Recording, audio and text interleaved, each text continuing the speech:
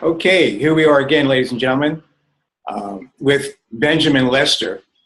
Due to a production issue, we had to do this in two sections. Nevertheless, it's still going to be a great show. It's a better show now because we're warmed up and ready to go.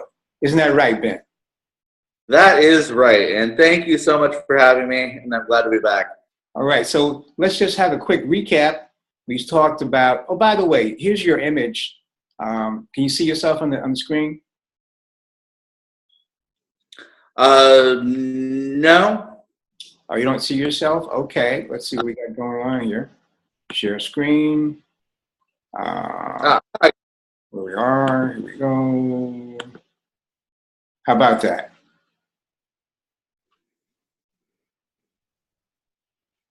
You see yourself now? I do not, but I know what I look like. So okay, I don't what's like that? I'm just concerned that we should be seeing the images here. We're not sure. Yeah, I can see the graphic. Yeah. Oh, you don't see yourself? Yeah, I don't see my in-screen video of myself now. Okay, well, let's move to the next image then and see what happens. Anyway, we're talking about grooming and the how men would go to the salons for, a Saturday out, and that's what I found interesting because today, men don't really do that. I don't think. Is that your opinion? Yeah, not as much. I don't think men tend to have as much care in their appearances as they used to. And is there a particular reason for that? It's been my experience that when men, fuss about the way that they look, that it's considered feminine and unmasculine to care about your appearance. And I think that's something that needs to change, and I think that's something that my art represents. Could you just shift to the side so we can see that image behind you? Yeah, I was noticing that particular piece, the barber has very masculine arms. He's not a weakling. No, he's a big, strong guy, and that was something that really kind of drew me to this piece. This is actually the first piece that I did in this series, and it really inspired me to create the rest of the rest of the pieces in that series. Now, I see also you have some artwork in your arm there. Oh yeah. So what does that represent for you?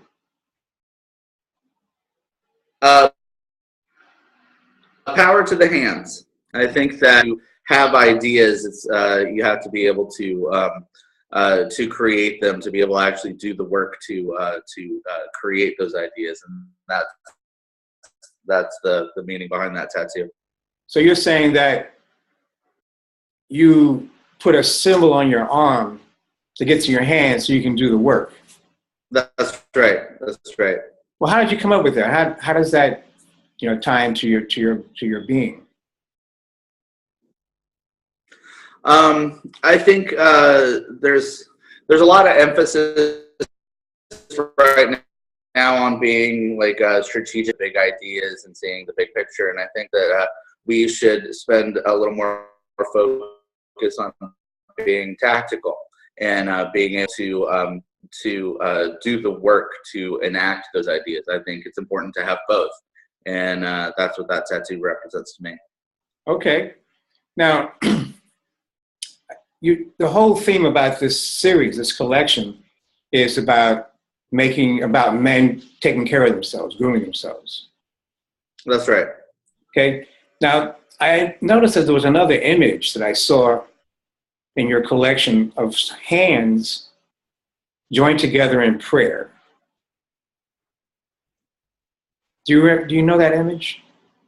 It's the one with the pearl beads. Yes, yes. Okay. And the reason why I'm bringing that up is because in my mind, I'm thinking, okay, you get all these guys, right? These strong men doing manly things. But what's up with the hands? Because that seems to be a softer side of you, a different energy. Oh yeah, that piece was done in charcoal, which I have a lot of pieces that I did in charcoal. So I started out with oils, and I did oils for many years. And my work kind of became stagnant. It wasn't going in the direction that I wanted it to go. And so I took a good 2 years and went just to charcoal, really studying those values. And that was one of the pieces that came out of that. It was actually my sister modeled that for me, and so those ones. And the amount of work that she does as a mother and as a person, I really wanted to show that through her hands, as I think, the work that we do with our hands is so important. Right. For me, it seemed to be a different energy. It seemed to be more esoteric. It had a spiritual feeling to it. Oh, okay. Yeah, I could see that. The spirituality isn't really something that I was going for in that piece. I wanted to do something very beautiful and feminine, which is different than the pieces that I've done since then or before. But yeah, I can see that. Well, that's why I bring it up, because you have the contrast, the male and the female, the yin yang that you're doing, and the male pieces are definitely strong in one regard, but to me, underneath them, you have that other energy. Mm-hmm, mm-hmm. And certainly the work that I do is of very masculine men, but that's certainly not descriptive. I certainly think that there are very feminine men that are beautiful and completely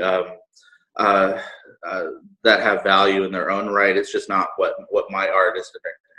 And so, where do you see yourself, with your work in the next couple of years? That's difficult to say. The series that I'm working on right now has been really consuming, and so trying to look beyond that isn't something that has a lot of interest for me at the moment. I think that looking too far ahead kind of distracts from the now. So I'm not sure. I'm not sure what my inspiration will be once I move past this series. How many pieces do you think will be in this collection? I'm aiming for 15, and I'm at 12 now, so I have three more pieces to go before I feel that the series is complete. And why 15? I have I'm a planner. That's something that's in my personality. I like to know what I'm doing and have a clear idea before I start of what I want to do. So I have all the images, or at least not the images so much, but as the collection of compositions already planned out. And so the 15 really shows the all the different sizes that I wanted to show in that collection. So you're saying that before you started, you knew you were going to do 15? I knew I was going to do roughly 15.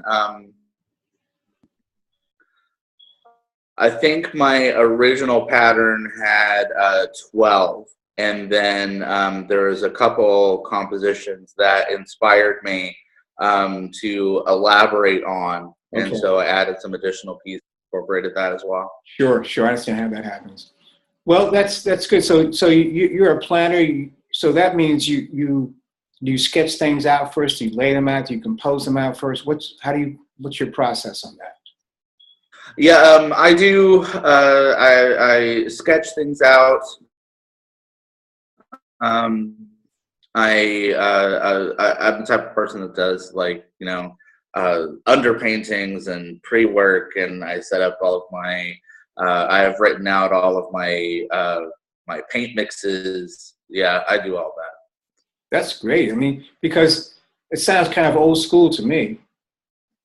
Oh yeah, as I've gotten into some lighthearted debates about that, uh, whether it'd be better to have more of a free form idea within my painting, about mixing colors as I go rather than pre-mixing, which I kind of do both.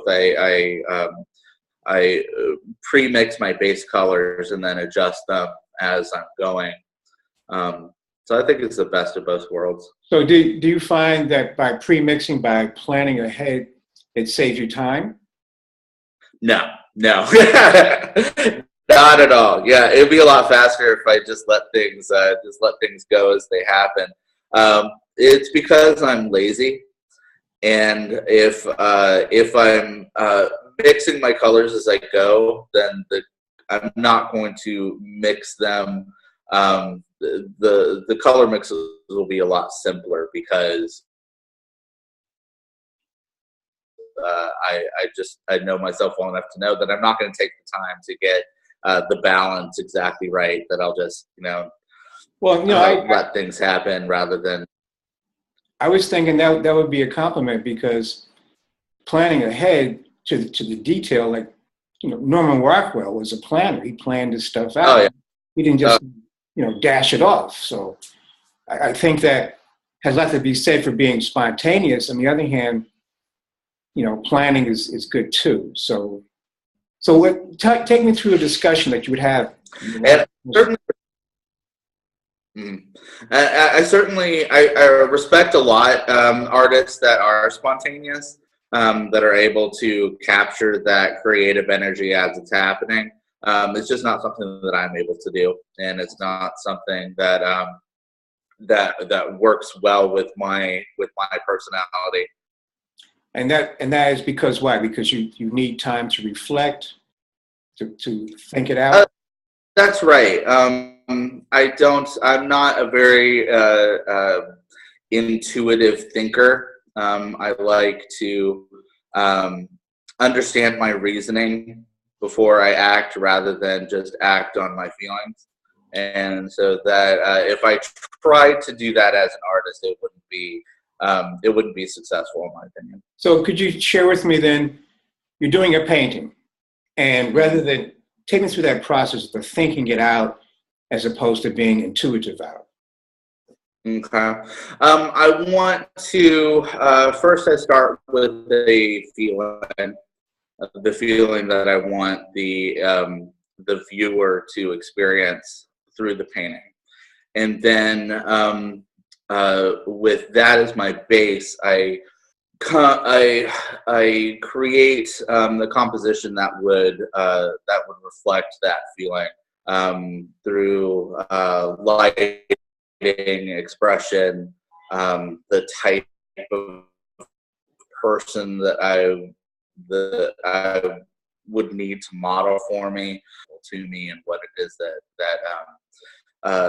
they can convey in the modeling process. How did you? It also has. Go ahead.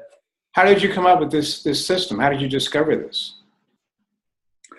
Trial and error, actually. I don't have a whole lot of formal education in art, but I've done a lot of studying online, and I've read a lot of books about composition, but the majority of what I've learned was just through practice. I think trying and failing is very important. Well, I guess, if you're not willing to fail, you can't win, right? Oh yeah, and I see that a lot. I'm very active online and belong to a lot of artist organizations on Facebook. And I see that a lot, people that are afraid of failing, and I'm like, well, my success is because of my failures. That's well, what was it like? Sorry. So what's his name? Edison, right? He failed 9,999 times, right?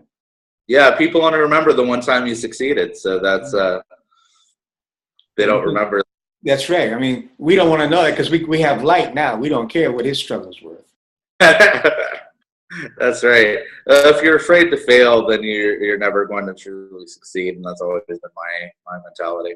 So you mentioned you belong to a number of artist groups. What are some of those groups? Can you share with us? Time is a really popular one. There's also acrylic painting that I belong to. LGBT artists of the world belong to that group.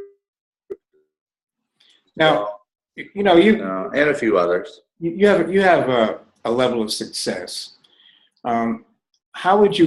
What would you say to some of those people on those sites you're talking about who are not willing to fail? What would you say to them? How would you guide them in the right direction? One thing, especially in the beginning of my art, and I don't know how to teach love to my work.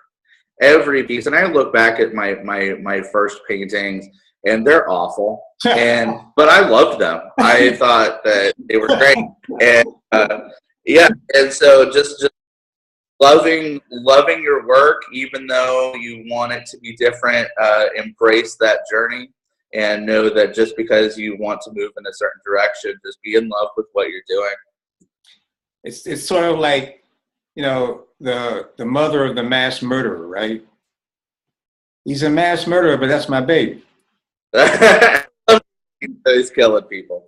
Yeah, yeah, that's his MO. He's my baby. All right. So how do you, also along those lines, are there any marketing techniques or ideas you could share with us?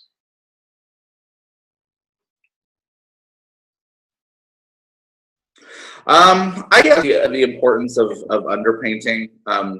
Tone your canvas, get out that white, have your composition,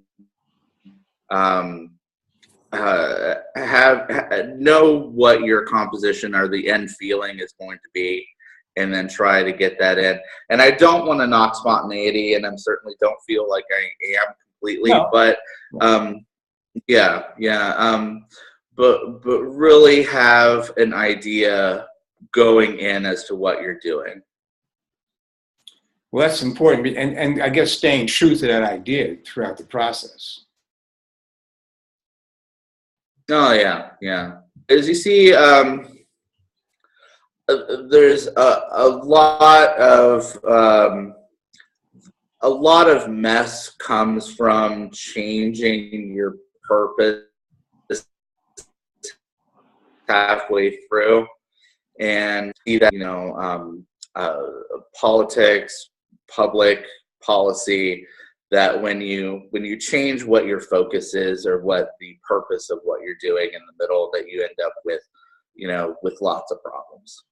And it goes back to what we said in the beginning. You were saying, could you refresh my memory about your view of art, what it should be about? That's a really difficult question because there's so many different types of art. I mean, that speak in many ways. Say that one more time. No, your art, not all art, just you. Oh, with my art? My art is a reflection of me. It's a reflection of people. If somebody hires me to do a piece for them, then I'll take the time to learn who they are, the values that they have, and incorporate that into the piece that I do for them. As far as the work that I'm doing for this particular collection, it's I've had models come in and model for me, but it's me. And so how could someone contact you? Art.com. My email address is Benjamine with an E, so Benjamin E. .Lester at yahoo.com. Or through Facebook. I'm on Facebook all the time, so that's probably the best. I guess you had this was said to you a lot of times, right? Big Ben, right? Oh, right. Yeah, I've heard that one plenty. Big Ben, yes. Like it would be Big Ben Churchill or Big Ben Rossenberger or whatever it is, Big Ben, yes. Right. So that's pretty interesting. Take me through the process. Okay, Ben, I wanna retain you to do a portrait. Take me through that step. You're gonna interview me. You're gonna hang out with me. What's gonna happen? Well, ideally, I would come meet you in person, and depending on the composition that you want to do, I rarely have people that hire me to do a painting of them. It's usually that they want something of a loved one, their children, a spouse, something like that. So I really want to meet the person that I am, that I'll be painting.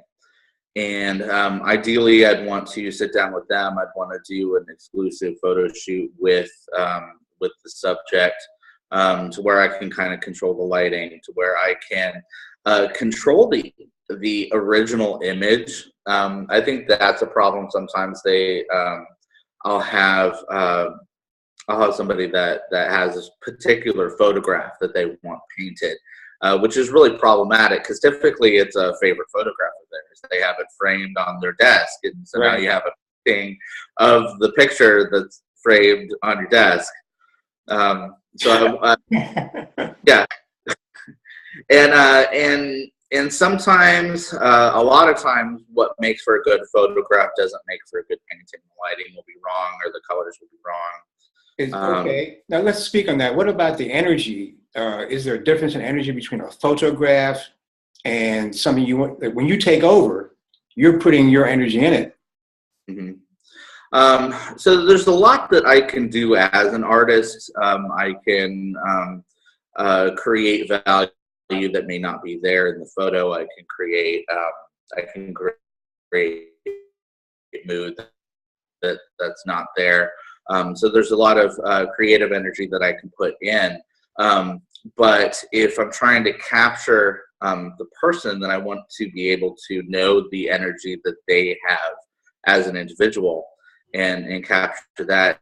And really, to do that honestly, I have to spend some time with them. I have to be able to witness that energy firsthand.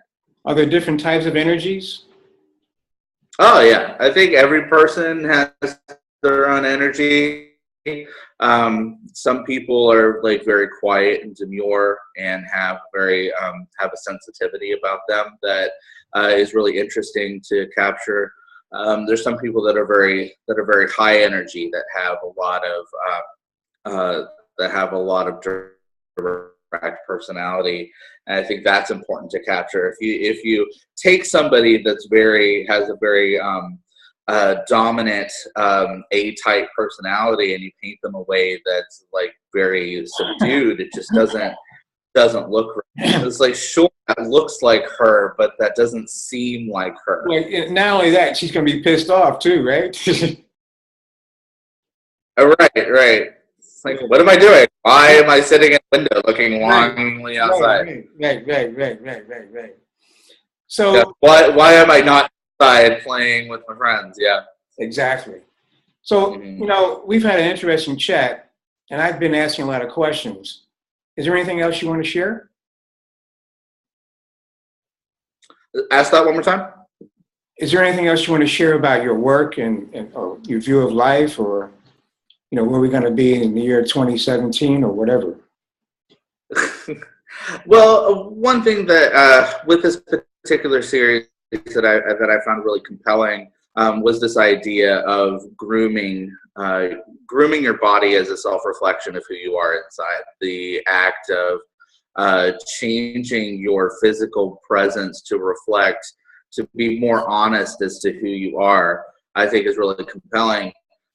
One thing that I was really interested in is the idea of masks and how cultures will put on masks to mask who they are and kind of create a character. And this is the flip side of that, of actually changing your appearance to be more true to who you are as a person. And I found that really compelling.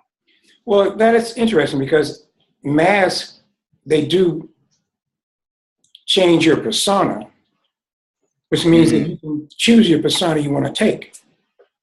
That's right. That's right.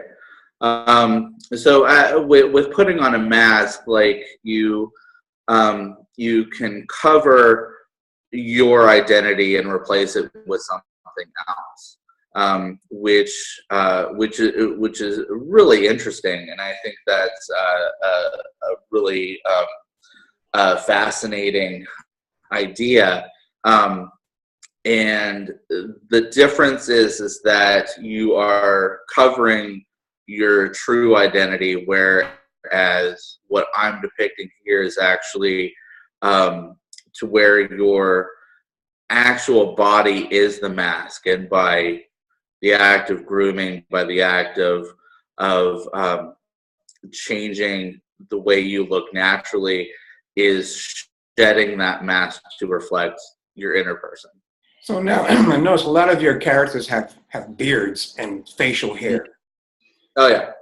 Okay, could you explain that? What's happening in society where men are going back to full beards and stuff like that? And I think it's a great change. I think that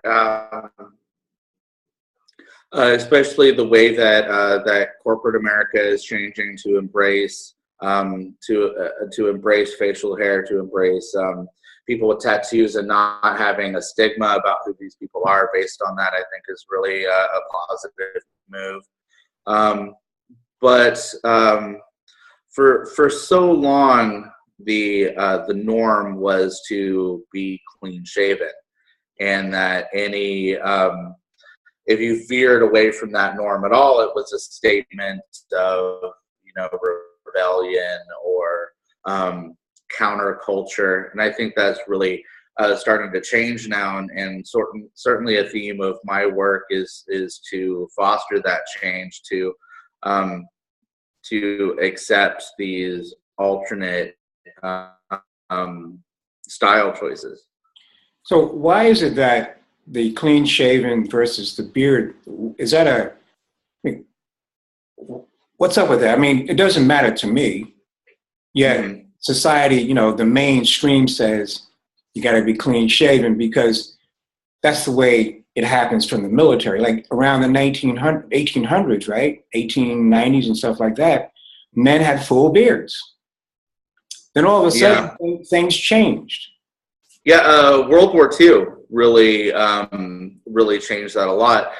Since all of our able-bodied young men went off to war, the ones that after that, you knew that somebody didn't fight in the war because they had facial hair. Really? And so after World War II, all these men would come back for their jobs, and you would be able to tell instantly that this guy with the long beard didn't fight for our country. And so there's a lot of stigma with that. How do you know that? How do you know that? Because looking at all the Hollywood movies, I never saw anybody that had full facial hair. You know what I mean? Well, I'm not a historian, but I've listened to a lot of podcasts that talked about the history of facial hair. And that's when that tradition of the professional clean-shaven man happened during World War II. But then it just became like cultural that being clean-shaven meant being responsible, that it meant being American. And especially when you could tell certain types of foreigners by the facial hair that they wore. That's true. So people to distinguish themselves from those people. From them, right? Keep right. That's pretty interesting. I never thought about that. That's good. So I see now I'm getting a deeper understanding of your work. So basically, it's saying that, hey guys, look at yourself, groom yourself, but also society, look at where you are in terms of what you consider to be normal and why you consider it to be normal. Oh, exactly. Also, what I wanted to show was, and it's kind of simple, but I wanted to show big men that look like they smell good. Because so many times you have, like the big, hairy, sweaty guy. But I wanted to show people that guys that look like me, that are clean, that care about themselves, that are putting their best foot forward. I wanted to show that in my work. And so, do you think in some way this is going to help the American psyche? I don't pretend that my art is going to make a drastic change in the way society is. In my small part, I guess in my little nook of the world, and sure, the people that view my painting might next time that they see a big guy on the street might not consider them the way that they did because of the work that I do. I don't know, maybe. Well, there are a lot of big guys, like in Texas, you have all those football players with the Dallas Cowboys and all those guys. I mean, they got that running back, the rookie guy, he got a big beard and he's running all over people. Well, right now, kind of, you see a big guy with a beard, you assume he's a musician or an athlete or, artist or something. True. That's true because those are guys are the ones who can get away with it. That's right. And so I'd like to see that being able to where you can't stereotype somebody, just kind of that they could be. Well, that's true. Okay, can you hear me now? We're having a little difficulty here. Okay. All right. So, we've covered a lot of territory and we've shared a lot of thoughts. And I don't want to take you away from your busy day in your studio, making things smell good so you can do all your work. So, if there's nothing else, we can say goodbye until the next time, unless you have something else you want to share. No, I think you've done a really good job. Oh, thank you. Getting. All right. So again, I'm sorry. Again, Benjamin, how can people get in contact with you? My website, lester-art.com, or Facebook, Benjamin with an E, Lester. Okay, very good. I think okay. Spells their name that way. I don't know. So, guys, here it is. Bill Jordan here, ending up with Big Ben from Texas, the man who makes beards look great on canvas. If you need to get in contact with him for any of your personalized work, your portraits, he's a portrait specialist.